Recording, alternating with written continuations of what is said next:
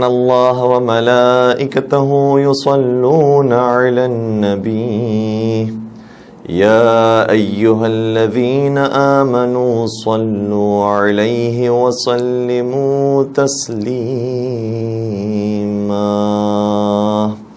اللهم صل على محمد وآل محمد وعجل فرجهم اعوذ باللہ من الشیطان الرجیم بسم اللہ الرحمن الرحیم الحمد للہ رب العالمین والصلاة والسلام علی اشرف الانبیاء والمرسلین وخاتم النبیین سیدنا و مولانا ابی القاسم محمد اللہم صل علی محمد وآل محمد وعلى اہل بیتہ الطیبین الطاہرین المعصومین المظلومین ولعنۃ اللہ علی اعدائہم اجمعین اما بعد فقد قال الله تبارك وتعالى في محكم كتابه المجيد وفرقانه الحميد بسم الله الرحمن الرحيم ان احسنتم احسنتم لانفسكم وان اسأتم فلها درود پڑھ دیجئے گا محمد و آل محمد اللهم صل على محمد و آل محمد وعجل فرجهم. آپ تمام سامعین کا بہت شکریہ کہ بڑی دلچسپی کے ساتھ آپ سماعت فرماتے رہے ہمارے عرائض کو، اور خدا آپ کی توفیقات خیر میں اضافہ فرمائے اور کوئی غم نہ دے سوائے غم امام حسین علیہ الصلوۃ والسلام کی. جیسے کہ ہم نے کل کی گفتگو میں عرض کیا تھا کہ ہمارا پہلا حصہ کسی فقہی مسئلے پر مشتمل ہوگا اور انشاءاللہ دوسرے حصے میں ہم اپنے اصل موضوع پر آئیں گے. تو آج کے تک ہم جس فقہی مسئلے کو بیان کرنے کی کوشش کر رہے ہیں اس کا تعلق نماز سے ہے کہ نماز میں کچھ چیزیں ایسی ہیں کہ ہم کسی بھی وقت وہ پڑھنا چاہیں یا کہنا چاہیں تو کہہ سکتے ہیں. وہ تین چیزیں ہیں. حالت اختیاری میں کوئی پرابلم نہ ہو، کوئی مجبوری نہ ہو، تب بھی انسان وہ چیز کبھی بھی کہہ سکتا ہے. ان تین چیزوں میں سب سے پہلی چیز ذکر الہی. نماز میں کسی بھی وقت ہم ذکر الہی کر سکتے ہیں. اس کے لیے ضروری نہیں ہے کہ ہم سجدے میں ہو، رکوع میں ہو تب ہم ذکر الہی کریں، سبحان اللہ کہیں، بلکہ ہم کسی بھی وقت سبحان اللہ کہنا چاہیں، اللہ اکبر کہنا چاہیں، الحمدللہ کہنا چاہیں، لا الہ الا اللہ کہنا چاہیں، یا ماشاء اللہ کہنا چاہیں، لا حول ولا قوت الا باللہ کہنا چاہیں، تو کسی بھی وقت یہ کہہ سکتا ہے انسان. اور اسی وجہ سے اگر خدا نخواستہ گھر کے اندر بچہ گرنے والا ہے تو اس وقت ہماری زبان سے بے اختیار کر نکلا کہ لا حول ولا قوت الا باللہ، تو نماز پر کوئی فرق نہیں پڑے گا، نماز ٹھیک رہے گی چونکہ ہم نے ذکر الہی انجام دیا ہے. اور ہم اس مسئلے کی طرف بھی آئیں گے کہ اگر ذکر الہی کے علاوہ کوئی چیز زبان سے نکل جائے تو پھر ایسی صورت میں نماز کا کیا ہوگا. تو پہلی چیز ہے ذکر الہی. نماز میں ہم کسی بھی وقت کر سکتے ہیں، چاہے ہم جماعت میں ہوں، چاہے ہم فرادہ ہوں، اور کسی بھی حالت کے اندر ہوں، ہم ذکر الہی مکمل اختیار رکھتے ہیں کہ کبھی بھی پڑھ سکتے ہیں. البتہ چونکہ نماز کا حصہ نہیں ہے لہٰذا نماز کا حصہ سمجھ کر اور جز سمجھ کر نہیں پڑھنا. دوسری چیز یہ ہے کہ ہم کبھی بھی قرآن کریم کی آیات میں سے کسی بھی آیت کی تلاوت کر سکتے ہیں، جو عمومی طور پر ایک مسئلہ ہے. البتہ اس کے اندر بھی کچھ پیچیدگی ہے، لیکن ہم عمومی ایک مسئلہ بیان کر رہے ہیں کہ قرآن کریم کی تلاوت بھی کسی بھی وقت کی جا سکتی ہے. ضروری نہیں ہے کہ ہم قیام کی حالت میں ہوں اور جب قرات کر رہے ہوں، الحمد دوسرا سورہ پڑھ رہے ہوں، اس وقت ہی ہم دوسرے سورہ کی تلاوت کریں. بلکہ ہمارے چوتھے سرکار حضرت امام زین العابدین علیہ الصلوۃ والسلام کی نمازوں کے بارے میں ملتا ہے کہ جب مولا اس آیت پر پہنچتے تھے، مالک یوم الدین، تو روز جزا کا حاکم ہے، تو ایک مرتبہ نہیں، گریہ فرما فرما کے بار بار کہتے جاتے تھے مالک یوم الدین، مالک یوم الدین، مالک یوم الدین. تو اگر انسان آیات کریمہ کی تلاوت نماز میں کرنا چاہے تو چاہے قیام میں ہو، چاہے رکوع میں ہو، چاہے سجدے میں ہو، کسی بھی وقت انسان کر سکتا ہے، اس میں کوئی حرج نہیں ہے. تیسری اور آخری چیز یہ ہے کہ دعا نماز میں کسی بھی وقت مانگنا جائز ہے، اور اس سے نہ نماز باطل ہوتی ہے اور نہ حرام ہوتا ہے. ہم عام طور پر قنوت میں دعا مانگتے ہیں، تو بہت اچھی بات ہے کہ قنوت میں انسان دعا مانگے، یہ اس کا اصل اہم وقت ہے. اور اسی طریقے سے آخری سجدے میں بطور خاص کہا گیا کہ اس وقت انسان دعا مانگے، وہ دعا قبول ہوتی ہے. اور دعا کا طریقہ بتایا بھی گیا، یا خیر المسئولین و یا خیر المعطین ارزقنی وارزق عیالی من فضلک فانک ذو الفضل العظیم، کہ پروردگارہ تو ہے جو عطا کرتا ہے، تو ہے جو بہترین جواب دیتا ہے، تو تو پروردگار میرے اور میرے اہل و عیال کے رزق میں اضافہ فرما دے. یہ خود آخری سجدے کی دعاؤں میں سے ایک دعا ہے. اسی طرح سے دعا قنوت میں بھی کچھ دعائیں ہمیں سکھائی گئی ہیں اور ویسے آزادی دی گئی ہے کہ کوئی بھی دعا انسان مانگ سکتا ہے. ہمارے عام طور پر ربنا آتنا فی الدنیا حسنہ وفی الآخرۃ حسنہ کی دعا مانگی جاتی ہے، بہت اچھی دعا ہے. لیکن ایک اور دعا جو روایات کے اندر بیان ہوئی ہے اور اس کی تاکید روایات کے اندر آئی ہے، اس کی وجہ سے مراجعین نے اپنے فتوے کے اندر بھی اس بات کو ذکر کیا ہے کہ اگر یہ دعا مانگی جائے قنوت کے اندر کہ لا الہ الا اللہ الحلیم الکریم، لا الہ الا اللہ العلی العظیم، کہ کوئی خدا نہیں ہے سوائے اس خدا کے جو حلیم ہے، بردبار ہے اور جو عظیم ہے، اور وہ خدا کی جو رحمان الرحیم ہے، اس کے علاوہ کوئی خدا نہیں ہے، اور پھر ہم خدا کی تسبیح بیان کرتے ہیں. تو یہ جو دعا ہے ہم عام طور پر قنوت میں یا آخری سجدے میں مانگ رہے ہوتے ہیں، یہ نماز کی کسی بھی حالت کے اندر ہم مانگ سکتے ہیں اور کوئی بھی دعا مانگ سکتے ہیں. اسی وجہ سے جو درود ہے اللہم صلی علی محمد و آل محمد، ویسے وہ آپ دیکھیں تو یہ دعا ہے، یہ الگ سے کوئی ذکر نہیں ہے، یہ خود دعا ہے. پروردگارا تو محمد و آل محمد پر اپنی رحمتیں نازل فرما.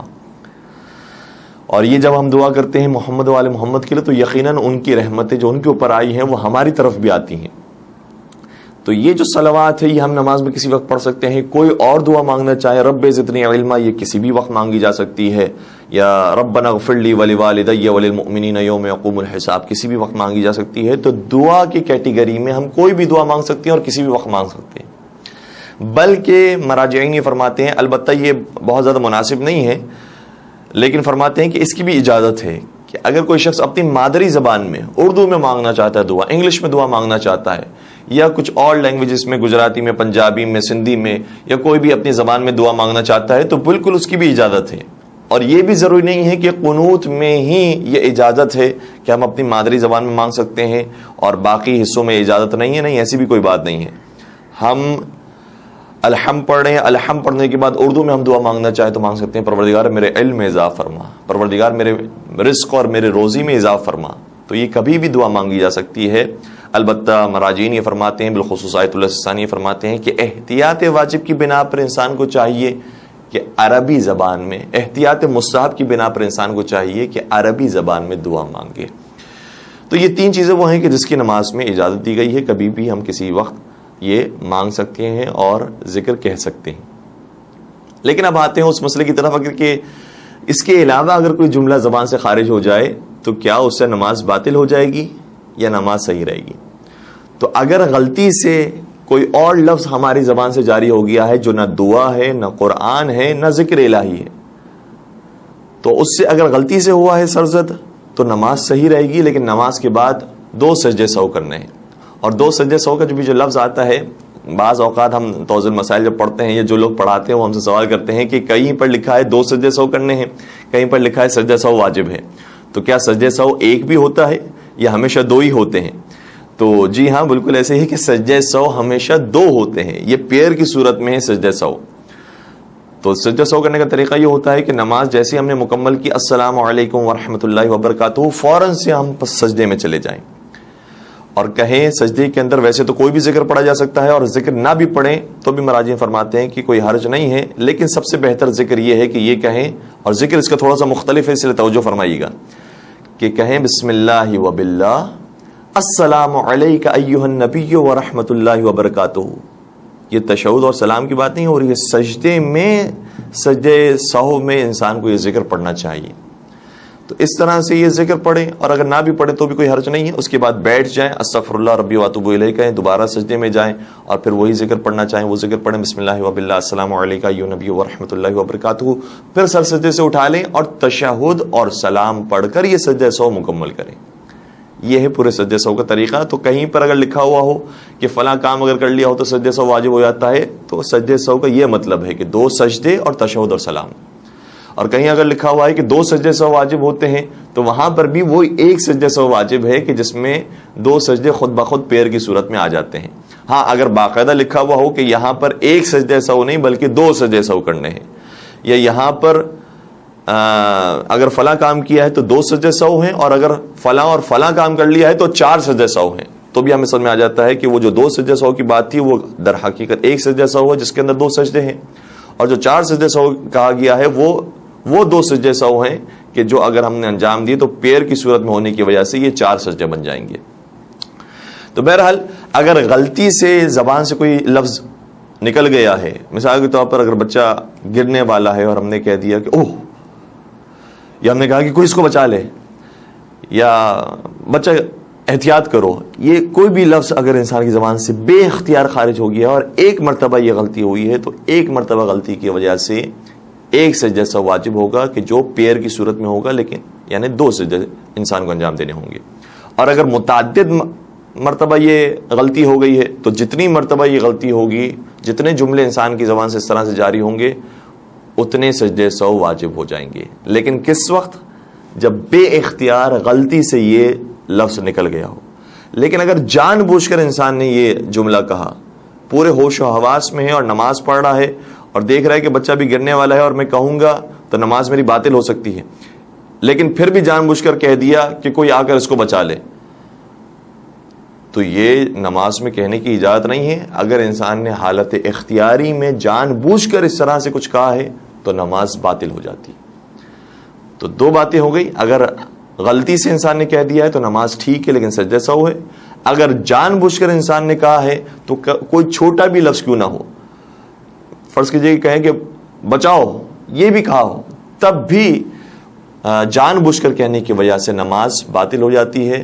اور نماز باطل کرنا یہ جائز نہیں ہے اکثر مراجعین کے نزدیک، کیونکہ بہرحال ہم پروردگار کے سامنے کھڑے ہوئے ہیں، پوری توجہ ہماری پروردگار کی طرف ہونی چاہیے. ایسا نہیں کہ ہم پروردگار کے حضور آئے ہیں اور جب مرضی آئے ہم اس نماز کو باطل کر دیں اور باہر نکل آئیں، اس کی اجازت نہیں ہے. اس لیے احتیاط کرنی چاہیے اور بھرپور طریقے سے توجہ رکھنی چاہیے کہ نماز میں کوئی غلطی نہ ہو. اور جان بوجھ کر نماز باطل کرنا اکثر مراجعین کے نزدیک گناہ کا کام بھی ہے، حرام کام ہے. اس لیے اپنی نماز کو مکمل کرنا چاہیے. اور اگر دیکھیں کہ یہ بچہ اگر گرا بھی ہے تو بہرحال کھڑے ہو جائے گا، کوئی ایسا بڑا مسئلہ نہیں ہے، تو ہم اپنی نماز کو مکمل کرنے کے بعد بھی اپنے بچے کو اپنے آغوش میں لے کر اسے پیار کر سکتے ہیں. تو پھر نماز ہمیں باطل نہیں کرنی چاہیے. ایک درود پڑھ دیجیے گا محمد و آل محمد پر. اللہم صلی علی محمد و آل محمد وعجل فرجہم.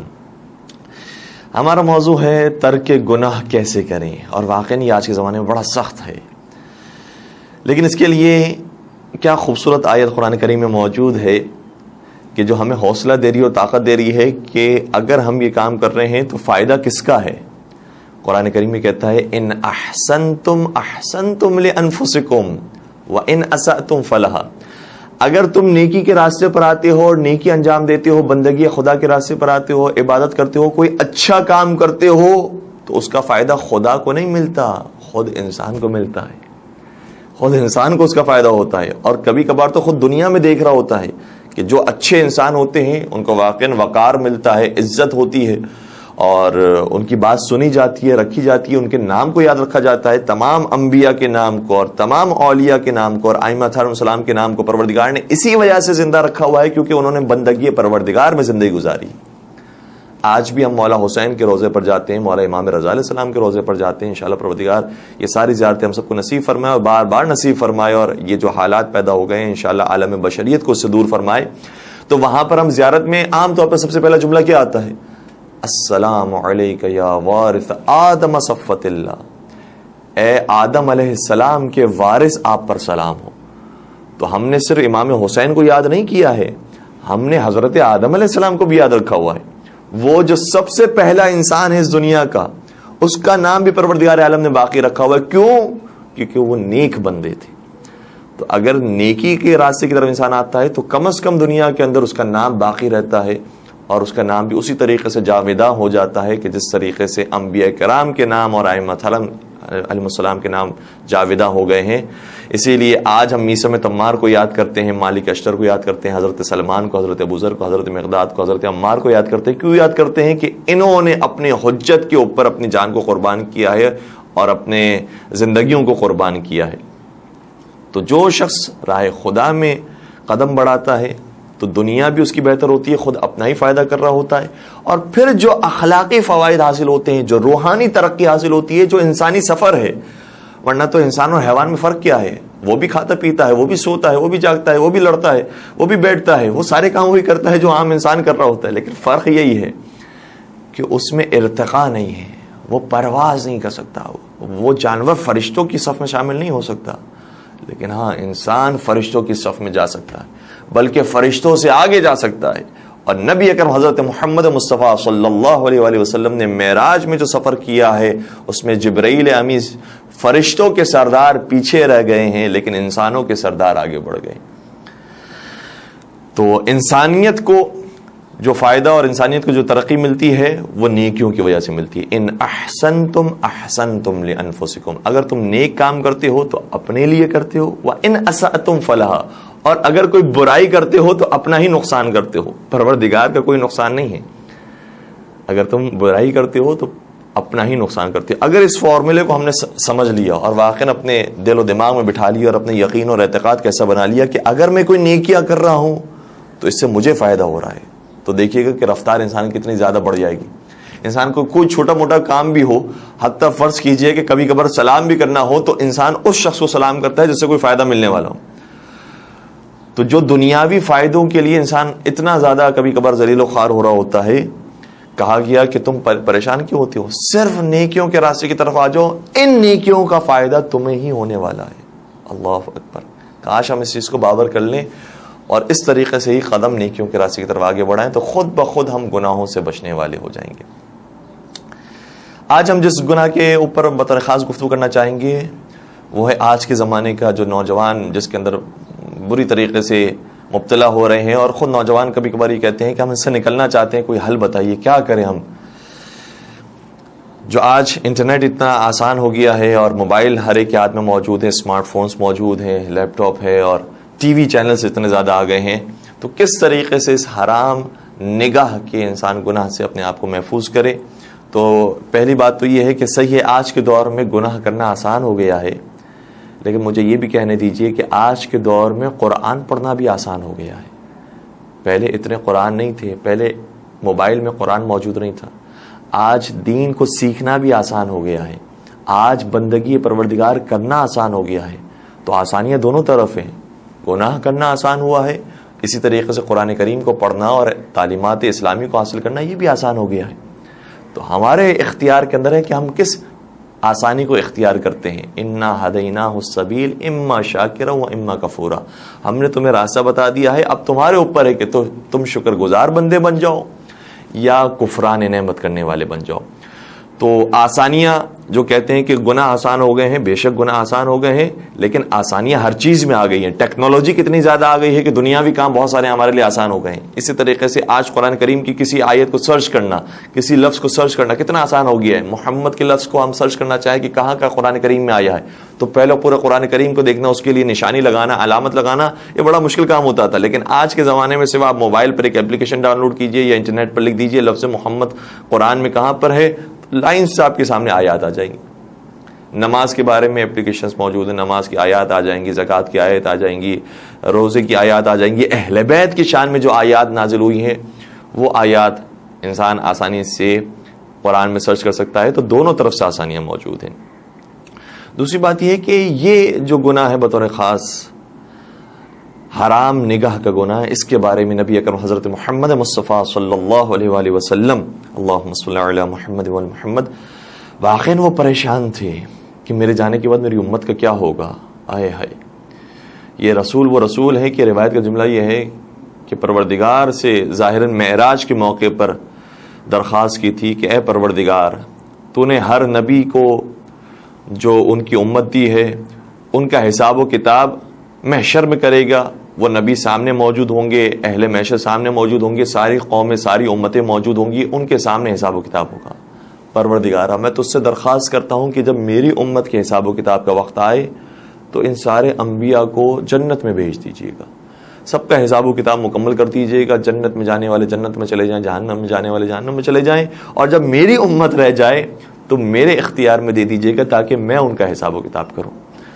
یہ نبی اکرم کا لطف و کرم ہے. لیکن خدا کی طرف سے کیا آواز آئی؟ وہ خدا کے جو 70 ماہوں سے محبت کرتا ہے، اس نے کہا اے میرے حبیب، میں تو تیرے سامنے بھی تیری امت کو ذلیل و خوار نہیں کروں گا، میں تجھے بھی بھیج دوں گا تاکہ تیری امت کا حساب و کتاب صرف میرے سامنے ہو رہا ہو، اور میں ان کے گناہوں کے اوپر پردہ پوشی رکھتے ہوئے جس کے ساتھ فضل و کرم کے ساتھ سلوک کرنا ہے، فضل و کرم کے ساتھ سلوک کر کے اسے جنت میں بھیج دوں گا، اور باقیوں کو کہ جن کا نفس واقعاً شیطانی نفس بن چکا ہے انہیں جہنم میں ڈال دوں گا. تو وہ رسول کے جو اپنی امت کے لیے ہمیشہ پریشان رہتے تھے, انہوں نے بیان فرمایا ان اخوف ما اتخوف علی امتی من بعد هذه المکاسب المحرمہ والشہوۃ الخفیہ والربا. فرماتے ہیں کہ جس چیز کا مجھے اپنی امت کے بارے میں سب سے زیادہ خوف ہے وہ 3 چیزیں ہیں. میری امت کے بارے میں مجھے شرک کا خوف نہیں ہے, مجھے کفر کا خوف نہیں ہے, مجھے ترک نماز کا خوف نہیں ہے, ترک روزے کا خوف نہیں ہے, ترک حج کا خوف نہیں ہے, ترک جہاد کا خوف نہیں ہے. آج جو مختلف لوگ نماز روزے کی بات کرتے ہیں, نبی اکرم فرما رہے تھے مجھے اس چیز کا خوف نہیں ہے, تم کرتے رہو گی, اور بہت اچھی بات ہے, کم از کم انسان یہی کام کر رہا ہے. لیکن فرمایا مجھے جن 3 چیزوں کا خوف ہے کاش اس کی طرف مسلمانوں کی توجہ ہوتی ہے. فرمایا کہ مجھے جن 3 چیزوں کا خوف ہے اس میں سب سے پہلی چیز مجھے اپنی امت کے بارے میں رزق حرام حاصل کرنے کا, حرام کمائی کا مجھے خوف ہے. یہ حرام کھائیں گے, اور بعض دفعہ تو انسان حرام, ظاہر سی بات ہے کہ کوئی بھی اتنا بیوقوف نہیں ہوتا, اور کبھی شیطان بھی اتنا بیوقوف نہیں ہوتا کہ وہ آ کر کہے کہ یہ لیجئے, یہ آپ کے لیے میں چوری کا مال لایا ہوں. چوری کا مال کہہ کر تو کوئی بھی نہیں کھاتا, تو کہتے ہیں یہ تو میرا حق ہے, یہ تو میرا حق بنتا ہے. جب کوئی تحفہ دیا جاتا ہے اور کہا جاتا ہے بھئی آپ میرا یہ کام کر دیجیے, تو یہ کہہ کر تھوڑی دیا جاتا ہے کہ میں رشوت دے رہا ہوں, یہ رشوت قبول کیجئے. کہتے ہیں بھئی میں آپ کے لیے تحفہ لے کر آیا ہوں, آپ کے بچوں کے لیے تحفہ لے کر آیا ہوں, آپ کے گھر والوں کے لیے تحفہ لے کر آیا ہوں, اس کو قبول فرمائیے گا اور میرا یہ کام بھی کر دیجیے گا. تو جو حرام کام اور حرام کمائی حاصل کر رہے ہیں وہ یہ نہ سمجھے کہ حرام نام سے ہی آئیں گے تو وہ حرام شمار ہوں گے. حلال راستوں سے انسان سمجھ رہا ہوتا ہے کہ میں حلال کر رہا ہوں, لیکن وہ حقیقت میں حرام ہوتی ہے, اور خود انسان کا ضمیر جان رہا ہوتا ہے کہ مجھے کیوں دیا گیا ہے, یہ رشوت ہے جو مجھے دی جا رہی ہے, یہ میں جس جگہ کام کر رہا ہوں وہ سود کا کاروبار ہے, وہ کوئی حلال نوکری نہیں ہے, وہ سود کا کام ہے جو میں کر رہا ہوں. اسی طریقے سے بعض دفعہ لوگ اس گناہ کی طرف کبھی کبھار کم متوجہ ہوتے ہیں کہ جو ہم کما رہے ہیں اگر رزق حلال بھی کما رہے ہیں تو بہت اچھی بات ہے, لیکن اگر وہ بچ گیا ہے تو سال کے اختتام پر خمس دینا واجب ہے. خمس کی آیت قرآن کریم میں موجود ہے, وَاعْلَمُوا أَنَّمَا غَنِمْتُم مِّن شَيْءٍ فَأَنَّ لِلَّهِ خُمُسَهُ وَلِلرَّسُولِ وَلِذِي الْقُرْبَى وَالْيَتَامَى وَالْمَسَاكِينِ وَابْنِ السَّبِيلِ, کہ جان لو کہ جن لوگوں نے کوئی فائدہ حاصل کیا ہے, مال حاصل کیا ہے, وہ اس کا 5واں حصہ نکالیں, یعنی 20% نکالیں. کس کے لیے؟ اللہ کے لیے, اس کے رسول کے لیے, اہل بیت کرام علیہ السلام کے لیے, جسے مال امام کہا جاتا ہے. اور پھر اس کے علاوہ جو یتیم, مسکین اور مسافروں کا حق ہے یا رائے خدا میں خرچ کیا جا رہا ہے, وہ مال سادات کہا جاتا ہے, سادات کرام کو دیا جاتا ہے. تو اگر ہمیں کوئی اعتراض ہے اور ہمارے تحفظات ہیں کہ بھئی یہ صحیح پیسہ خرچ نہیں ہو رہا, تو ٹھیک ہے, آپ خود مراجعین سے رابطہ کیجیے, اور مراجعین اکثر مقام پر اجازت دیتے ہیں کہ آپ مال امام کو, جو ہمارا مال تھا, نائب امام کا حق ہے, غیبت امام زمان علیہ الصلوۃ والسلام میں مراجعین کا حق ہے, فرماتے ہیں کہ آپ اپنے ہاتھوں سے کسی مدرسے کو دے دیجئے, آپ اپنے ہاتھوں سے کسی اسکول میں دے دیجئے, کسی ہاسپٹل میں دے دیجئے, لیکن اجازت لینا ضروری ہوگا, چونکہ بہرحال غیبت امام زمان علیہ السلام میں یہ حق بنتا ہے نائب امام کا, یا جو اس زمانے کے مجتہد ہیں ان کا حق بنتا ہے, اور وہ عام طور پر پرمیشن دے دیتے ہیں. اور مال سادات کو بہت سارے علماء ہیں کہ فرماتے ہیں کہ آپ اپنے ہاتھوں سے سادات کو دے دیں.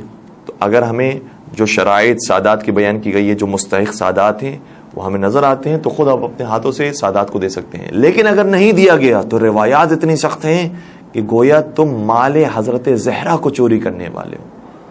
ہم جس طریقے سے حضرت زہرا سلام علیہ کے باغ کو غصب کرنے والوں کے بارے میں بات بیان کرتے ہیں کہ وہ کتنے بڑے لعنت کے مستحق ہیں اور کتنا انہوں نے جفا کیا ہے, اسی جفا کے اندر کہیں کوئی اور شخص شامل نہ ہو جائے کہ جو مال زہرا کو کھانے والا ہو. تو ذمہ داری بہرحال بنتی ہے کہ مال حرام سے انسان بچائے اپنے آپ کو, اور ضروری نہیں کہ حرام حرام کے نام سے آئے. اور یہ بات جو ہم نے رشوت کے حوالے سے بیان کی تھی وہ بھی ہم عرض کرتے ہیں کہ کبھی کبھار کچھ معاشرے ایسے ہیں, جیسے پاکستان کا معاشرہ, کچھ معاشرے ایسے ہیں کہ جہاں پر انسان اپنا حق بھی حاصل کرنا چاہے تو وہ نہیں ملتا, مگر یہ کہ وہاں پر تحفہ نہ دیا جائے. تو تحفہ دینے کے بعد ملتا ہے حق. تو وہاں پر مراجی نے فرمایا ہے کہ روایات کی روشنی میں کہ بہرحال اگر انسان حق اور انصاف کے ساتھ اپنا حق لینا چاہتا ہے لیکن نہیں دیا جاتا, مگر یہ کہ کوئی تحفہ دیا جائے, تو پھر وہ جائز ہو جائے گا اگر اپنا حق بنتا ہو تب. ایسا نہیں ہو کہ سب پوری لائن میرٹ کی لگی ہوئی ہے اور ہم میرٹ پر پورے نہیں اترتے اور وہاں پر جا کے ہم تحفہ دیں کہ بھائی میرا کام کر دو, مجھے بھی نوکری پہ لگا دو, تو وہ جائز نہیں ہے. تو بہرحال رشوت کا گناہ یہ بطور خاص, اور اسی طریقے سے خمس کا مال اگر نہیں دیا جا رہا اس کو تو اس کا گناہ انسان کے سر پر نہ آ جائے، اس بارے میں اللہ کے رسول بہت پریشان تھے۔ دوسرے دو گناہ کے بارے میں فرماتے ہیں والشہوۃ الخفیہ والربا، اور ربا کا جو سود کا کاروبار ہے وہ گویا آخری زمانے میں ہوگا اور میری قوم اس میں مبتلا ہوگی۔ دیکھیں حرام کمائی کا ذکر الگ کیا گیا، سود کا ذکر الگ کیا گیا، جبکہ سود کے حرام کمائی میں شامل نہیں ہے، اس میں شامل ہے لیکن الگ سے ذکر کیا۔ اور پیغمبر کے لیے 1400 سال پہلے بیان کرنا بڑا مشکل ہے کہ بھائی سود کے لیے الگ سے ڈپارٹمنٹ ہوگا، باقی حرام کمائیاں تو انسان دوسرے راستوں سے حاصل کرے گا، اس کے لیے الگ سے ڈپارٹمنٹ ہوگا۔ وہ سمجھانا بتانا بڑا مشکل تھا، اس لیے صرف اتنا بیان کر دیا کہ حرام کمائی کا بھی خوف ہے اور سود کا بھی خوف ہے مجھے، اس لیے دونوں گناہ سے پرہیز کرنے کی انشاءاللہ کوشش کریں اور پروردگار پہلے ہمیں توفیق عطا فرمائے۔ والشہوۃ الخفیہ، اور جس کا میری امت پر مجھے خوف ہے وہ یہ ہے کہ وہ شہوت میں علل اعلان مبتلا نہیں ہوں گے، خفیہ طریقے سے مبتلا ہوں گے۔ یہ اس زمانے میں سمجھانا بڑا مشکل تھا، لیکن آج بہت آسان ہو گیا کہ آج ہر ایک کے ہاتھوں میں ایک موبائل موجود ہے، ہر ایک کی اپنی ایک دنیا ہے، کہیں پر بھی کسی گوشے میں جا کر بیٹھ جائے، کسی کمرے میں جا کر بیٹھ جائے تو جو دیکھنا چاہتا ہے وہ دیکھ سکتا ہے۔ تو یہ جو خفیہ شہوت ہے یہ اس وقت ظاہر ہو جاتی ہے۔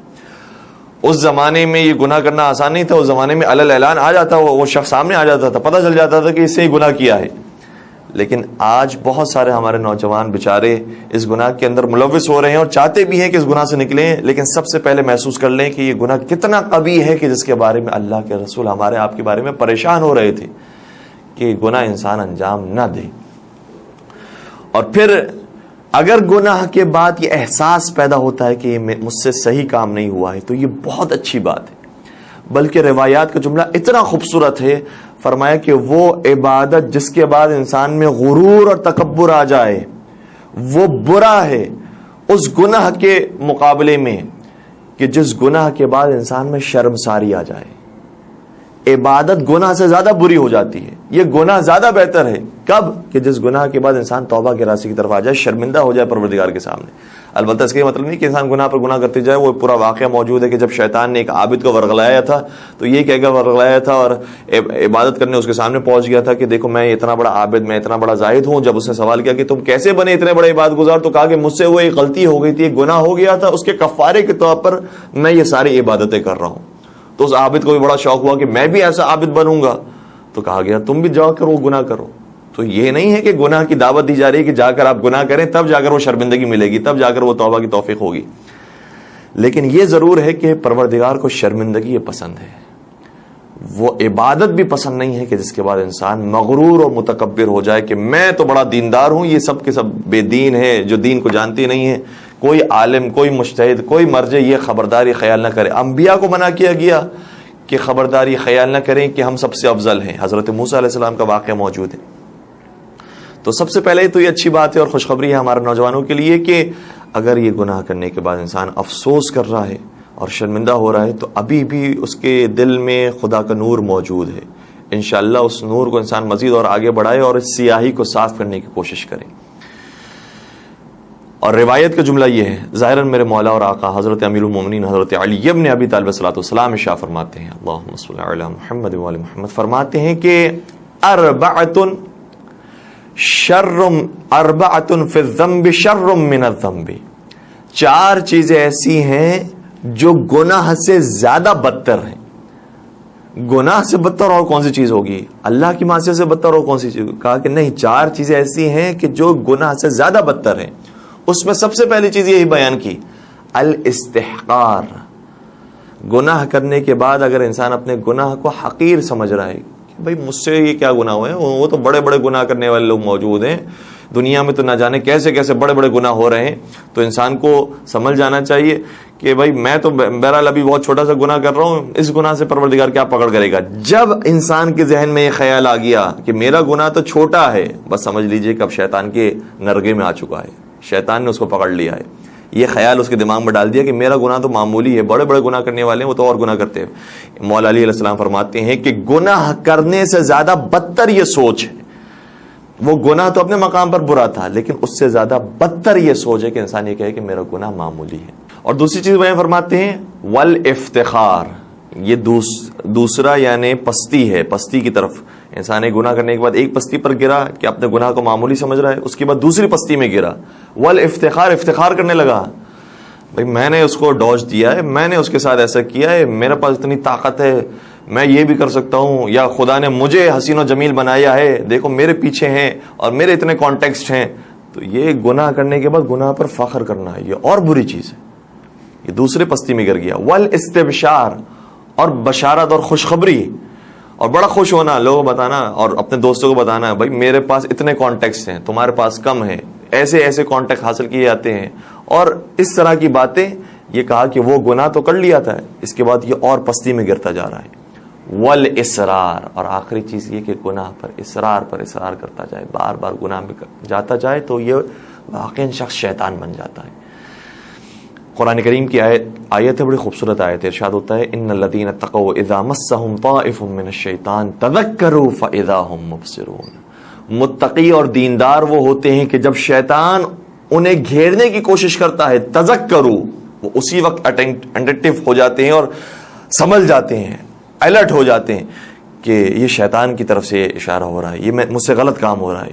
تذکروا, وہ یاد آوری کرواتے ہیں, تذکر دیتے ہیں اپنے آپ کو, مجھ سے غلطی ہو رہی ہے, فوراً سے بچنے کی کوشش کرتے ہیں. انسانی کوشش نہ کرے کہ ایک نگاہ اٹھی ہے کیا فرق پڑے گا, ایک مرتبہ دیکھ لیا کیا فرق پڑے گا, نہیں, آہستہ آہستہ. ابھی ایک کو دیکھا ہے, اس کے بعد دوسروں کو دیکھنا شروع کریں, اس کے بعد بہت سارے افراد کو جب دیکھ لیا, کسی سے باتیں کرنا شروع کریں گے, جب باتیں کرنا شروع کر دی پھر اور آگے قدم بڑھتا جائے گا. قرآن کریم کی آیت ہے نا, ہم نے شاید کل بھی آپ کی خدمت میں عرض کی تھی کہ ولا تتبعوا خطوات الشیطان, شیطان کے فٹ اسٹیپس کی اور قدموں کی پیروی نہ کرو. شیطان ڈائریکٹ اپنے سینے سے نہیں لگاتا, آہستہ آہستہ قدم بقدم ہمیں چلاتا ہے اور اپنے گھر تک پہنچاتا ہے. تو یہ چیز قرآن کریم میں بیان کی ہے کہ دینداروں کے ساتھ جب شیطان ان کو گھیرے میں لے لے, تذکرو, خدا ڈالتا ہے بیداری, ہر ایک کو دیتا ہے اس وقت کہ تم غلط راستے کی طرف جا رہے ہو. ضرورت یہ ہوتی ہے کہ ہم اس بیداری کو اور آگے بڑھائیں اور رک جائیں. فَإِذَا هُمْ مُبْصِرُونَ, اور اگر کوئی اپنے آپ کو تذکر دینے کے بعد جیت جاتا ہے, فَإِذَا هُمْ مُبْصِرُونَ, پروردگار اسے بابصیرت بنا دیتا ہے, اس کی آنکھوں کو اور نورانی کر دیتا ہے, اور وہ اور دور اندیشی کے ساتھ مسائل کو دیکھ رہا ہوتا ہے. پروردگار کی طرف سے توفیقات نصیب ہوتی ہے. ایک عالم کا واقعہ ہے, مجھے نہیں معلوم کہ ان کا نام کیا تھا, بہت مقدس شخصیت تھی. اور دیکھیں یہ گناہ انسان کو جو آہستہ آہستہ لے کر جاتا ہے, کبھی کبھار شیطان ایسے پھنسا دیتا ہے کہ وہ اس طرف جائیں تو بھی حرام, اس طرف جائیں تو بھی حرام, کیا کریں.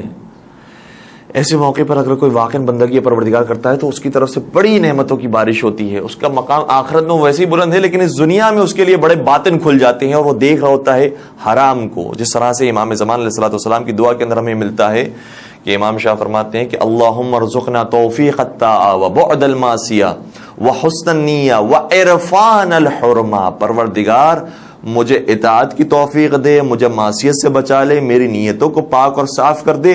اور چوتھی دعا فرماتے ہیں اور مجھے حرام کی. اب یہ ہمارے لیے دعا ہو رہی ہے, امام تو ہم سے بہت بہتر جاننے والے ہیں, اور وہ تو اسی وجہ سے معصوم بنائے گئے ہیں کیونکہ گناہ کی قباحت کو اور آلودگی کو دیکھ رہے ہوتے ہیں. اور پروردگار ہمیں حرام کے آلودگی کی معرفت عطا فرما. ہم جانتے ہوں کہ اس کے اندر کتنی غلاظت پائی جاتی ہے. یہ غلاظت انسان اس وقت دیکھ پاتا ہے کہ جب اس کی باطنی آنکھ کھل جائے. تو ایک عالم دین تھے, اپنے گھر میں چھوٹے سے گھر کے اندر موجود تھے اور تنہائی کی زندگی تھی اس وقت, اور کوئی ان کے گھر میں موجود نہیں تھا. ایک خاتون رات کے وقت شدید بارش ہو رہی تھی, اور بارش شاید اتنی شدید تھی کہ بعد میں وہ سردی کی وجہ سے برف میں تبدیل ہو گئی, اور ایک جوان لڑکی دروازہ نوک کرتی ہے, اور اس عالم کا دروازہ ہوتا ہے, وہ عالم دروازہ کھولتے ہیں, اور لڑکی کہتی ہے کہ مجھے پناہ چاہیے, بارش اتنی شدید ہو رہی, میں کہاں جاؤں, کیسے جاؤں, اپنے گھر نہیں جا سکتی, آپ کیا مجھے پناہ دے سکتے ہیں. اب عالم کیا کرے, وہ عارف اگر پناہ دیتا ہے, خاتون کو گھر میں بلا لیتا ہے, رات کا وقت ہے, گھر میں کوئی موجود نہیں ہے, خدا نہ خواستہ شیطان ورگلا نہ دے, کیا کرے. اور اگر اس کو منع کر دیں کہ نہیں میرے گھر میں تمہارے لیے جگہ نہیں ہے, تم کسی اور کے گھر میں جاؤ, تو کسی اور کے گھر میں بھیجنے کے بعد بھی کیا بھروسہ کہ یہ خاتون کسی گھر میں محفوظ رہے گی یا نہیں رہے گی. اور پھر اگر کوئی گھر میں جگہ نہ دے تو کیا یہ اسی بارش کے اندر اور برف کے اندر مر تو نہیں جائے گی. دونوں طرف سے حرام ہے. اس کی مدد بھی کرنی ہے, انسان کی جان بھی بچانی ہے, اس کی عزت بھی بچانی ہے, اور دوسری طرف اپنے نفس کو بھی بچانا ہے. کیا کرے, کہتے ہیں کہ اس عالم دین نے، اور دیکھیں یہی بات ہے، تذکروا، اس وقت انسان ہوشیار ہو جائے کہ مجھے واقعی تقوی کے راستے پر رہنا ہے، خدا کی معصیت نہیں کرنی ہے، مجھے خدا کی طرف سے کوئی نہ کوئی بصیرت عطا ہوتی ہے۔ اس وقت اس عالم دین نے کہا کہ آپ اندر تشریف لے آئیے، آپ پوری رات یہیں پر گزاریے، میں باہر چلے جاتا ہوں۔ اور اس عالم دین نے پوری رات برف میں باہر رہ کر گزاری، اور کہا کہ شیطان ہمیں کہیں ورگلا نہ دے، اس لیے میں پوری رات باہر رہوں گا۔ پوری رات اس خاتون نے گھر میں آسانی کے ساتھ نیند کی اور سو گئی، اور صبح کے وقت وہ اپنے گھر کی طرف روانہ ہو گئی۔ لیکن اس عالم دین کے بارے میں ملتا ہے، ظاہر خود انہوں نے بیان کیا کہ اس واقعے کے بعد ایسے دروازے میرے لیے پروردگار عالم نے کھولے ہیں معرفت کے کہ جو اس سے پہلے میرے لیے نہیں کھولے تھے۔ میری آنکھیں کھل گئی، میں دیکھ سکتا تھا، لوگوں کے باطن کو جان سکتا تھا، میرے سامنے حقیقت واضح ہو گئی کہ اچھائیوں کے اندر واقعاً کتنی لطافت اور نور اور خوشبو موجود ہے، اور برائیوں کے اندر کتنا تعفن اور بدبو موجود ہے۔ یہ پروردگار نے میرے لیے باطنی آنکھ کھول دی۔ تو جو پروردگار کے راستے میں واقعاً تذکر سے کام لیتا ہے تو خدا اس کو بابصیرت بنا دیتا ہے۔ اور ہمارے سامنے جو مثالیں موجود ہیں وہ تو ائمہ علیہم السلام کی مثالیں ہیں، ان کا کیا کہنا۔ کئی مرتبہ تو واقعات نبی اکرم کی زندگی میں پیش آئے، اور سب سے بڑا واقعہ جو خود قرآن کریم نے بھی ذکر کیا، حضرت یوسف علیہ السلام کا واقعہ، واقعاً وہ پڑھنے کے قابل ہے، اور کس طریقے سے حضرت یوسف علیہ السلام نے اپنے آپ کو محفوظ فرمایا۔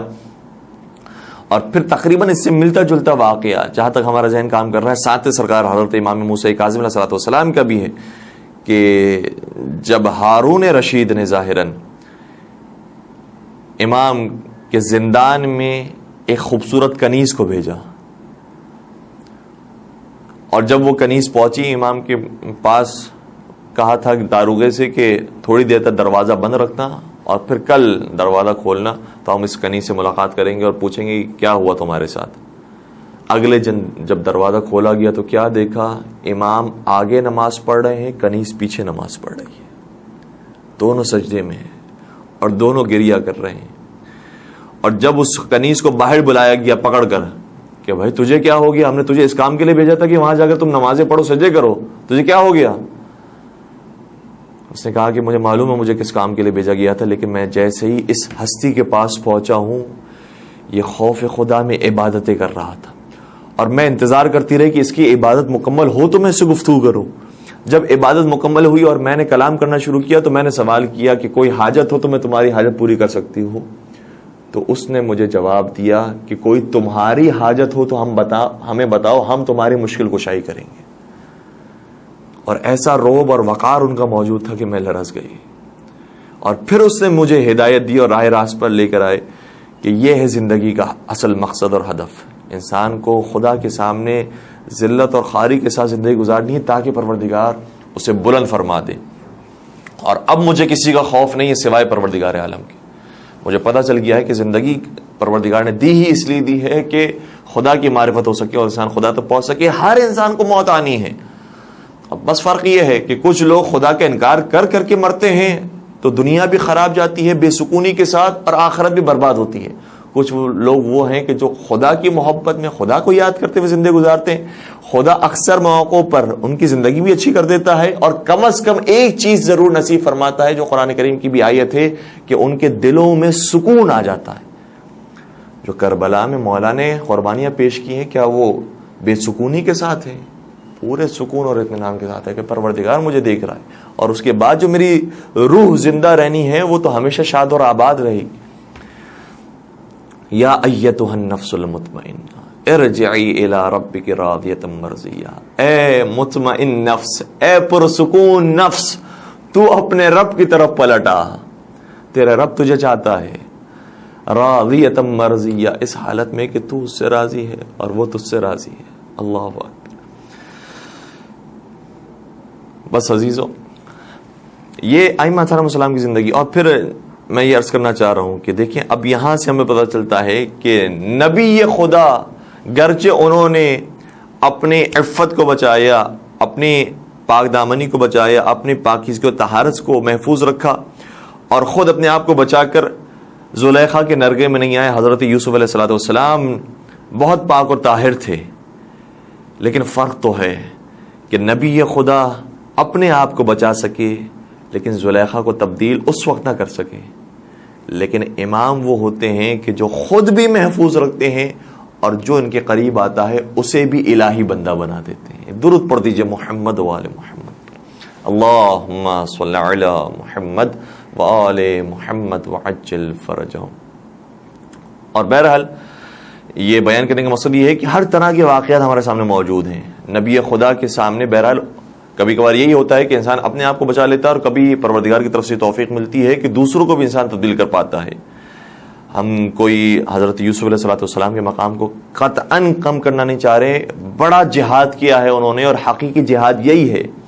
پیغمبر نے جو فرمایا تھا کہ تم ابھی جہاد اصغر کر کے آئے ہو, جہاد اکبر باقی ہے. صحابہ نے عرض کیا جہاد اکبر کیا ہوتا ہے؟ کہا اپنے نفس سے لڑنا. نفس سے لڑنا بڑا مشکل ہے.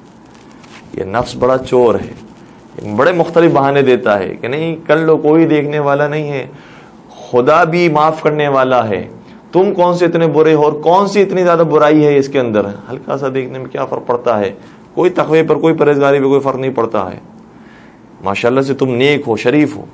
تو یہ جو شیطان کے راستے کی طرف انسان کو برقلانے کی کوشش کرتا ہے شیطان, اس وقت نبی خدا نے جس طریقے سے اپنے آپ کو بچایا واقعاً جہاد تھا. اور ایک روایت ایسی بھی ملتی ہے جو میں آپ کی خدمت بیان کر رہا ہوں اور کم ہمارے ممبروں سے بیان کی جاتی ہے کہ ایک دن امام حسن مجتبیٰ علیہ السلام جن کی ولادت کی تاریخ ابھی آنے بھی والی ہے, وہ گریہ فرما رہے تھے اور ایسے رو رہے تھے کہ امام حسین تشریف لائے. کہا بھیا کیا ہوا آپ کے ساتھ, کس نے آپ کو تکلیف دی؟ امام حسن نے فرمایا اے بھائی حسین, میں ابھی راستے میں تھا تو ایک جوان لڑکی آئی اور ایک جوان عورت نے مجھ سے حرام کا تقاضا کیا اور میں وہاں پر اس سے بچتا ہوا باہر تو آ گیا اور اپنے گھر میں پہنچ تو گیا, لیکن مجھے خدا سے شرم آ رہی ہے کہ اے خدا کیا تو نے مجھے اس طرح سے حسن و جمال دیا ہے کہ لوگ حرام کی خاطر میری طرف آ رہے ہیں. پروردگار میں تجھ سے معافی طلب کرتا ہوں. اور یہ واقعہ بھی ہمیں اور آپ کو سکھانے کے لیے ہے کہ انسان یہ نہ سمجھے کہ ہم حسین و جمیل ہیں تو خدا نے ہمیں حسن و جمال دیا ہے, اب ہمارے اس کے اندر کیا قصور ہے. اگر نہیں دیا ہوتا تو ہم خود بخود اس گناہ سے بچے ہوئے ہوتے ہیں. خدا نے تم پر لطف و کرم کیا ہے کہ تمہیں حسن و جمال دیا ہے, تم اس حسن و جمال کی وجہ سے بہت سے دینی کام کر سکتے ہو, لوگوں کو صحیح راستے کی طرف لے کر آ سکتے ہو. واقعاً تمہارے اندر یہ خوبی موجود ہے, اس نعمت کو اچھے راستے کی طرف استعمال کر سکتے ہو. خدا نہ خاصہ انسان اس کو غلط راستے میں استعمال نہ کرے. تو امام حسن مجتبیٰ علیہ السلام کا حسن و جمال بڑا مشہور تھا, لیکن اس طریقے سے انہوں نے بھی اپنے پاک دامنی کو حفظ کیا اور گریہ فرمایا کہ کیسے کوئی ہو سکتا ہے کہ میری طرف گناہ کے لیے آ جائے. اور پھر ہمیں اس شہزادی کا ذکر کرنا ہے کہ جس شہزادی نے تو حتیٰ اپنے آپ کو نابینا سے بھی بچایا تھا, وہ دیکھ نہیں سکتا, لیکن بی بی نے یہ ثبوت دیا ہے. یہی تو فرمایا تھا نا کہ خیر للنساء اللہ یراہن الرجال ولا اللہ یرین الرجال ولا یراہن الرجال. عورت کے لیے بہترین چیز یہ ہے کہ نہ کوئی مرد اسے دیکھے اور نہ وہ کسی نامحرم مرد کو دیکھے. یہی فرمایا تھا, خود اس پر عمل کر کے دکھایا ہے. یہ تو شاید انسان کر سکتا ہے کہ کوئی نامحرم اس کو نہ دیکھے, اس لیے ہمیشہ اپنے حجاب میں رہے, ہمیشہ حجرے میں رہے, کمرے میں رہے, یا بہرحال جب بھی باہر نکلے تو اپنے مکمل حجاب کے ساتھ نکلے. لیکن یہ کرنا بڑا مشکل ہوتا ہے کہ خود نامحرم مرد کی طرف بھی نگاہ نہ کرے, کیونکہ کبھی کبھار نگاہ کرنا حلال ہوتا ہے. شہوت کے بغیر اگر نگاہ کی جا رہی ہے سنجیدگی کے ساتھ اور ایک ماحول کے اندر ڈسکس کیا جا رہا ہے تو اس کے اندر کوئی خبات نہیں ہے. لیکن چونکہ بیوی نے بیان فرمایا اور یہ مستحب بہرحال قرار دیا گیا ہے کہ نہ خاتون بغیر شہوت کے ہی صحیح سنجیدگی کے ماحول کے اندر بھی کسی نامحرم مرد کی طرف نہ دیکھے اور نامحرم مرد بھی کسی نامحرم خاتون کی طرف نہ دیکھے, چاہے اس کے اندر کوئی شہوت کی بات نہ بھی ہو, تب بھی یہ کام کرنا بہتر ہے. اس وجہ سے شہزادی کے کمرے میں اور شہزادی کے بلکہ بیت الشرف کے اندر اور گھر کے اندر جب نبی اکرم بھی موجود تھے اس وقت نابینا صحابی داخل ہوا اور ابن مختوم اس کا نام بیان کیا جاتا ہے. جب وہ آیا پیغمبر اکرم سے ملاقات کرنے کے لیے تو جیسے ہی وہ گھر میں آیا فوراً سے بیوی اپنے حجرے میں تشریف لے گئی. تو پیغمبر نے آواز دی اے زہرا یہ نابینا ہے, تمہیں دیکھ نہیں سکتا. اس وقت بیوی نے شاہ فرمایا وہ مجھے نہیں دیکھ سکتا لیکن میں تو یا رسول اللہ اسے دیکھ سکتی ہوں اور وہ بھی میری موجودگی کو محسوس کر سکتا ہے, اس لیے میں اتنی بھی بے حجابی برداشت نہیں کر سکتی. اپنے حجرے میں تشریف لے گئی اور عجیب بات یہ ہے کہ بعین ہی یہی واقعہ بعض اور خواتین کے ساتھ بھی پیش آیا، 2 خواتین کے ساتھ. اب جو 2 کا نام آتا ہے تو مومنین سمجھ جاتے ہیں کہ کن کا ذکر کیا جا رہا ہے. یہ عجیب 2 کی تعداد ہے کہ 2 مردوں کا ذکر کیا جائے تب بھی سمجھ میں آ جاتا ہے کہ کن 2 مردوں کی بات کی جا رہی ہے، اور 2 عورتوں کا ذکر آئے تو بھی سمجھ میں آ جاتا ہے کہ کن 2 خواتین کا ذکر کیا جا رہا ہے. تو ان کے موجودگی کے وقت بھی ایک اور نابینا صحابی پیغمبر کی خدمت میں آیا ملاقات کرنے کے لیے، اور یہ دونوں خواتین پیغمبر کے ساتھ موجود رہیں. تو پیغمبر اکرم نے ارشاد فرمایا، دیکھتے نہیں ہو ایک نامحرم آ گیا ہے، تم اپنے حجروں میں تشریف لے جاؤ. اس وقت انہوں نے عرض کیا کہ انہو اعمی، یا رسول اللہ یہ نابینا ہے، یہ ہم کو نہیں دیکھ سکتا. پیغمبر نے اس وقت وہی جملہ ارشاد فرمایا جو حضرت زہرا نے ارشاد فرمایا تھا. کہا کہ صحیح ہے یہ نابینا ہے لیکن تم تو نابینا نہیں ہو، اس لیے تم اپنے حجروں میں تشریف لے جاؤ. اور کمال ہے حضرت زہرا سلام علیہ اور اہل بیت کرام علیہ السلام کا کہ جو حکم رسول آنے سے پہلے بھی مزاج رسول سے واقف ہوتے تھے کہ مزاج رسول کیا ہے. حکم رسول بعد میں آیا لیکن یہ مزاج رسول کو سمجھ کر یہ حجرے میں تشریف لے گئی. اور وہاں پر ہمیں دیکھنے کو ملتا ہے کہ حکم رسول آ چکا ہے لیکن اس کے باوجود ویسی اطاعت نہیں ہے کہ جیسی اطاعت ہونی چاہیے تھی. تو یہ واضح فرق ہمیں نظر آتا ہے کہ حضرت زہرا اور ہیں اور باقی خواتین اور ہیں. یا میں جملوں کو تبدیل کر دوں کہ بضعۃ الرسول اور ہیں اور زوجۃ الرسول اور ہیں. درود پڑھ دیجئے محمد و آل محمد. اللہم صلی علی محمد وآل محمد وعجل فرجہم. تو ہمارے لیے یہ آئیڈیلز ہیں، اس طریقے سے انسان کو کوشش کرنی چاہیے کہ زندگی گزارے. اور بہرحال میں والدین سے بھی درخواست کروں گا کہ ماحول بگڑتا جا رہا ہے، اس لیے جیسے ہی ان کے بچے جوان ہو جائیں تو جلدی شادی ان کے کروانے کی کوشش کریں. کئی سارے ہمارے سامنے نوجوان دوست احباب آتے ہیں اور کہتے ہیں کہ ہم تو شادی کرنا چاہتے ہیں لیکن ہمارے ماں باپ کو ہم یہ بات کیسے بتائیں کہ یہ چیز ضروری ہو گئی ہے ہمارے لیے، واجب ہو گئی ہے ہمارے اوپر، یہ کیسے بتائیں. وہ ماننے کے لیے تیار نہیں ہے اور ان تک یہ بات پہنچائے کیسے، شرم آتی ہے ہمیں.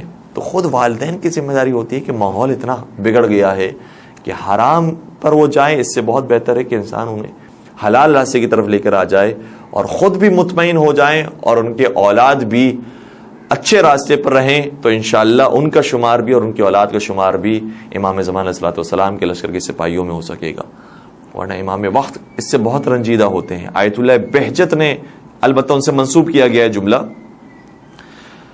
یہ شاہ فرمایا تھا کہ البتہ اس کی تائید نہیں کی ہے ان کی ویب سائٹ نے جو آفیشیل ویب سائٹ ہے، لیکن بہرحال یہ جملہ بعض جگہوں پر نقل ہوا ہے کہ انہوں نے یہ فرمایا کہ نہ صرف ایک مرتبہ حضرت زہرا کو تماچا مارا گیا ہے بلکہ آج کی عورت بھی حضرت زہرا کو تماچا مار رہی ہے. اور سوال کیا گیا کہ کیسے تماچا مارتی ہے، تو کہا کہ وہ اپنی بے حجابی کے ذریعے اپنی شہزادی کو تماچا مار رہی ہوتی. تو یہ ظلم، بڑا ظلم ہو جاتا ہے ائمہ علیہ السلام پر، اہل بیت کرام علیہ السلام پر، کہ اگر ہم ان کے بتائے ہوئے راستے پر نہ چل سکیں جبکہ ہمارا ہی اس کے اندر فائدہ ہے. ہماری دنیا بھی بہت خوبصورت ہو جاتی ہے، پرسکون زندگی ہو جاتی ہے، اور آخرت تو ہے ہی ہمارے لیے. اور واقعاً ایسا کر کے دکھایا ہے بعض لوگوں نے. جو آج لوگ یہ کہتے ہیں کہ نہیں یہ تو ہو ہی نہیں سکتا، وہ تو اہل بیت کرام علیہ السلام تھے، وہ تو ان کی زندگی تھی، اور واقعاً وہ بہت بلند مقام رکھتے ہیں، لیکن اس کا یہ مطلب نہیں کہ ہم ان کو فالو نہیں کر سکتے. کسی نے بڑا خوبصورت جملہ کہا کہ بھائی جب جنت کی بات آتی ہے تو آپ کہتے ہیں کہ جہاں علی وہاں ہم، اور جب عمل کی بات آتی ہے تو کہتے ہیں کہ کہاں علی کہاں ہم. تو دونوں میں یا تو ایک ہی معیار رکھیں، یا تو یہ کہیں جنت کے بارے میں بھی کہ کہاں علی ہوں گے اور کہاں ہم ہوں گے، اور عمل میں بھی یہی حالت ہے. اور اگر یہ کہتے ہیں جنت کے بارے میں کہ جہاں علی ہوں گے وہاں ہم، تو پھر عمل میں بھی یہی کہیں کہ جہاں علی وہاں ہم، جیسے علی تھے ویسے ہم بننے کی انشاءاللہ کوشش کریں گے. تو ایک مجتہد اور عارف آیت اللہ مرزا رحیم ارباب، جن کے بارے میں نے کتاب کے اندر بھی روایت دیکھی اور پھر ایک عالم دین سے ہم نے سنا کہ ان کے بیٹے نے بھی اس بات کی تائید کی. البتہ اس کے اندر تھوڑا سا اختلاف موجود تھا، اس اختلاف کو ہم بیان کرنے کی کوشش کریں گے. روایت کے اندر ہے کہ جو اس واقعے کے اندر بیان کیا گیا کہ مرزا رحیم ارباب نے اپنے شاگردوں کے سامنے وقت آخر جب ان سے سوال کیا گیا کہ استاد محترم یہ بتائیے آپ کو اپنے کس چیز پر تھوڑا سا فخر ہو رہا ہے کہ ماشاءاللہ سے آپ نے زندگی میں یہ کام کیا ہے، آپ نے زندگی کا کچھ حق ادا کیا ہے، یہ بتائیے کہ آج آپ کو کس بات پر ایک محسوس ہو رہا ہے کہ آپ کچھ کر کے گئے ہیں. تو انہوں نے کہا کہ دیکھو سچی بات یہ ہے کہ مجھے کسی چیز کے اوپر کوئی زیادہ فخر نہیں ہے. کتابیں میں نے اگر لکھی ہیں تو کتابیں مجھ سے بہتر بہت سے علماء نے لکھی ہے. شاگرد اگر میں نے تربیت کی ہیں تو شاگرد مجھ سے زیادہ اور بہتر تربیت کرنے والے لوگ موجود ہیں. شیخ صدوق سے شیخ مفید بڑے بڑے علماء موجود ہیں. اور میں نے کوئی بہت زیادہ عبادت اور بندگی بھی نہیں کی ہے. مجھ سے بڑے بڑے عابد اور زاہد لوگ موجود ہیں. لیکن ہاں مجھے 2 چیزوں کے اوپر ذرا سا فخر ہے کہ ہاں پروردگار تو نے مجھے یہ توفیق دی کہ میں یہ 2 کام کر سکوں. اور واقعی بڑے عجیب کام ہے جو انسان سوچ نہیں سکتا کہ میں کبھی زندگی میں کر سکوں گا. زندگی تو بہت طولانی ہے. اگر ہم یہ نیت کر لیں کہ 1 ہفتے تک یہ کام نہیں کریں گے تو بڑا مشکل ہو جاتا ہے. 1 ہفتے تک.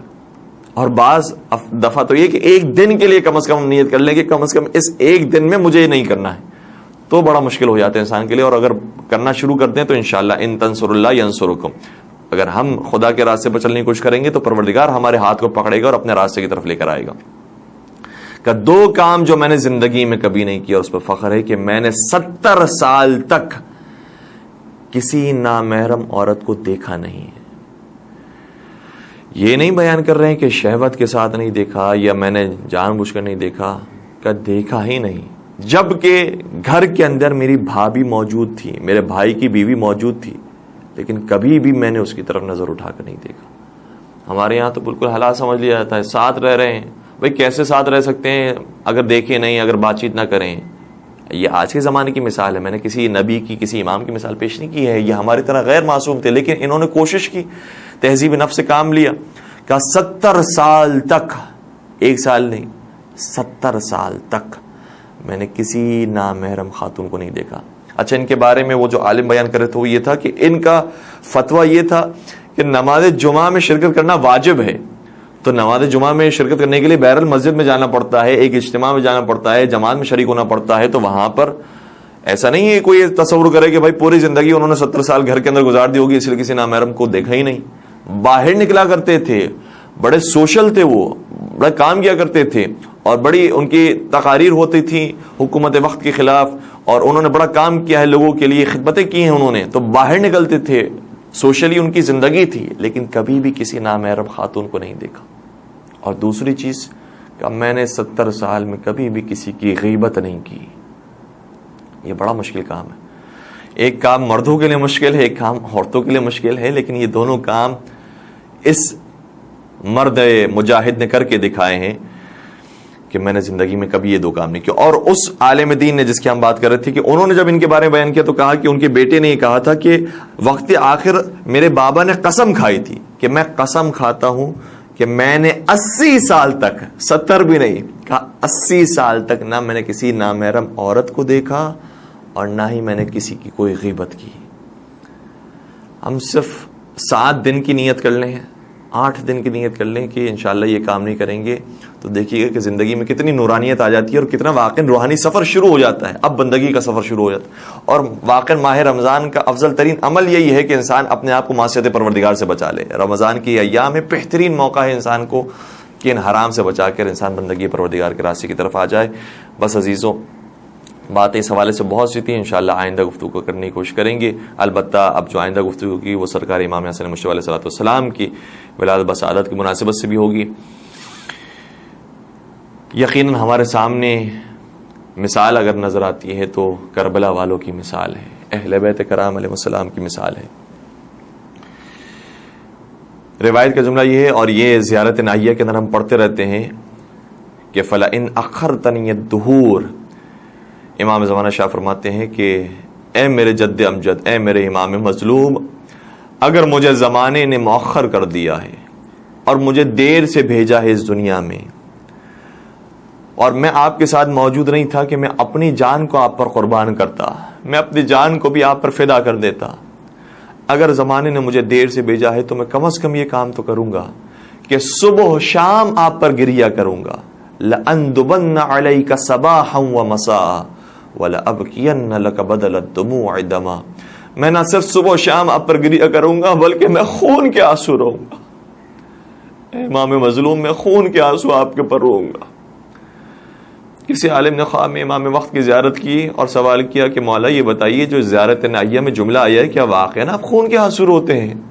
کہا کہ ہاں, میں اس مصیبت پر خون کے آنسو روتا ہوں. سوال کیا مولا یہ بتائیے کہ کون سی ایسی مصیبت ہے جس پر آپ خون کے آنسو روتے ہیں؟ کیا جوان حضرت علی اکبر کی مصیبت ہے؟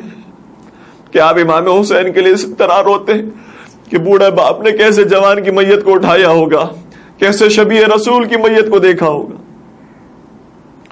امام وقت شاہ فرماتے ہیں کہ نہیں، یہ اس سے بڑی مصیبت ہے، اور اتنی بڑی مصیبت ہے کہ اگر خود علی اکبر اس وقت زندہ ہوتے تو وہ بھی خون کے آنسو روتے۔ کہ اچھا پھر بتائیے کہ کیا حضرت عباس علمدار کی مصیبت ہے؟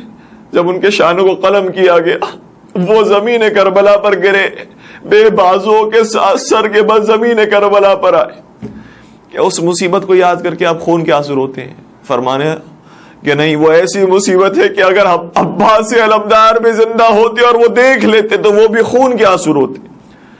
کہ پھر آقا ایک ہی مصیبت بچ جاتی ہے، وہ آپ کے مولا اور آقا کا سر اقدس ہے، جب شمر کے خون خنجر سے وہ کاٹا گیا، جس کو رسول اللہ چوما کرتے تھے، اور اس بدن پر گھوڑوں کو چلایا گیا اور دوڑایا گیا، کیا اس مصیبت کو یاد کر کے آپ روتے ہیں؟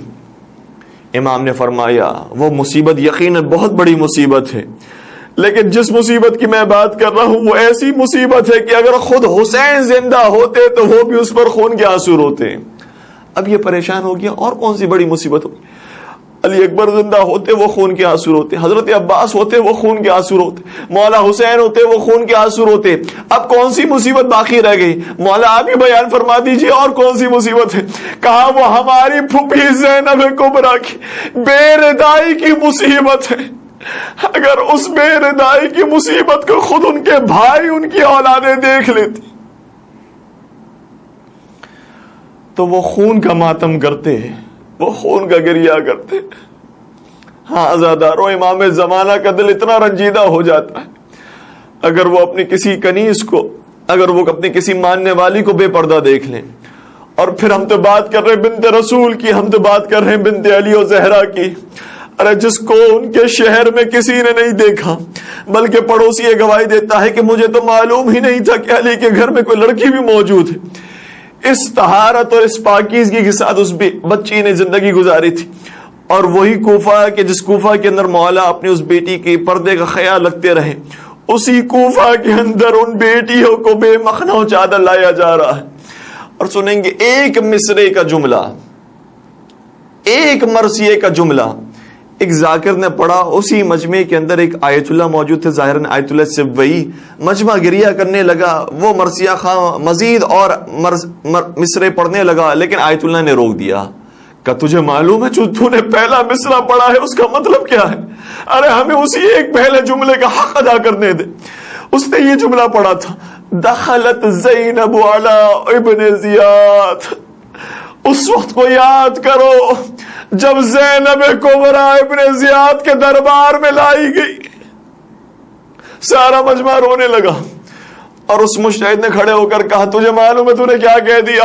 ارے کس پاک بی بی کا ذکر کیا ہے جس کے گھر سے پردہ چلا تھا، اسے بے پردہ کر کے کس کے دربار میں لا کر کھڑا کیا گیا؟ وہ جو شرابی تھا، وہ جو عیاش تھا، وہ جو جواری تھا، اس کے دربار میں اس پاک بی بی کو بے مخنہ چادر لا کر کھڑا کر دیا گیا۔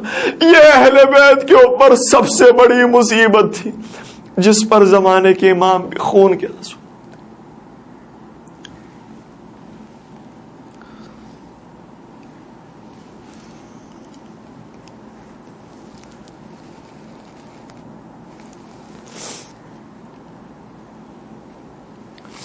الا ولعنۃ اللہ علی القوم الظالمین وسيعلم الذین ظلموا ای منقلب ینقلبون۔ پروردگار ناسو کو رومال حضرت سیدہ کائنات میں جگہ نصیب فرما، ہمارے گناہ کبیرہ صغیرہ کی مغفرت فرما، ہمارے مرحومین کی مغفرت فرما، ہمارے اس قلیل سے توسل کو اپنی بارگاہ میں قبول منظور فرما۔ پروردگارہ بالخصوص ہماری خواتین کو سنت حضرت زہرا، سنت حضرت زینب پر عمل کرنے کی توفیق نصیب فرما۔ پروردگارہ ہماری خواتین کے پردوں کو سلامت فرما، ہمارے مردوں کو بھی غیرت دینی نصیب فرما۔ پروردگارہ تمام شیعان حیدر کرار کی جان، مال، عزت و آبرو کی حفاظت فرما۔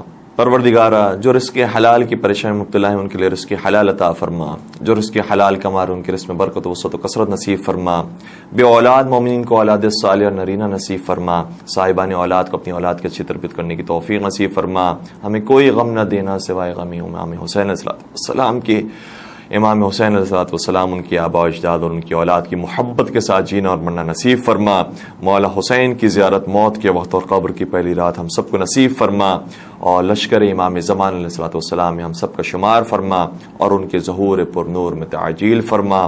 ربنا تقبل منا انك انت السميع العليم وتب علينا انك انت التواب الرحيم برحمتك يا ارحم الراحمين۔ اللهم صل على محمد وعلى محمد وعجل فرجهم۔ مرحومین کے لیے ہم فاتحہ پڑھ رہے ہیں اس مختصر سے اعلان کے ساتھ کہ جو مومنین اپنے مرحومین کے لیے فاتحہ پڑھوانا چاہیں وہ قرآن اکیڈمی کے نمبرز پر بھی رابطہ کر سکتے ہیں، ای میل ایڈریس پر بھی رابطہ کر سکتے ہیں، اور اسی طریقے سے مومنین اگر اپنے مرحومین کے لیے کمنٹس کے اندر بھی نام لکھ دیتے ہیں تو انشاءاللہ ہماری کوشش ہوگی کہ ان مرحومین کے لیے بھی فاتحہ پڑھیں۔ ہم آغاز کرتے ہیں کہ پروردگارہ ان مرحومین کے لیے ہم فاتحہ پڑھ رہے ہیں اور اس کا ثواب انہیں ایصال کر رہے ہیں کہ جنہوں نے اپنے مرحومین کے نام کمنٹس کے اندر لکھے ہیں، اور اسی طریقے سے وہ مرحومین کی جو یہاں پر ہمارے حاضرین تشریف لائے ہیں اور جو سامعین سن رہے ہیں ان کے جو مرحومین ہیں، اور بالخصوص وہ کہ جن کا کوئی فاتحہ پڑھنے والا نہیں، شہدائے ملت جعفریہ ہیں، علماء کرام ہیں، تمام مومن و مومنات کے مرحومین کے لیے ایک مرتبہ سورہ فاتحہ اور 3 مرتبہ سورہ اخلاص کی تلاوت کرتے ہیں، بالخصوص مرحوم لیاقت علی اور ان کے خاندان کے تمام مرحومین کے لیے۔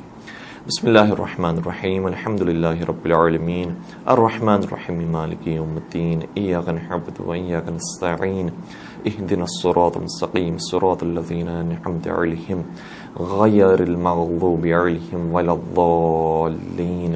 بسم اللہ الرحمن الرحیم، قل هو اللہ احد اللہ الصمد لم یلد ولم یولد ولم یکن له کفوا احد۔ بسم اللہ الرحمن الرحیم، قل هو اللہ احد اللہ الصمد لم یلد ولم یولد ولم یکن له کفوا احد۔ بسم اللہ الرحمن الرحیم، قل هو اللہ احد اللہ الصمد لم یلد ولم یولد ولم یکن له کفوا احد۔ اللهم اغفر للمؤمنین والمؤمنات والمسلمین والمسلمات الاحیاء منهم والاموات، تابع بیننا وبینهم بالخیرات انک مجیب الدعوات انک علی کل شیء قدیر برحمتک یا ارحم الراحمین۔ اللهم صل علی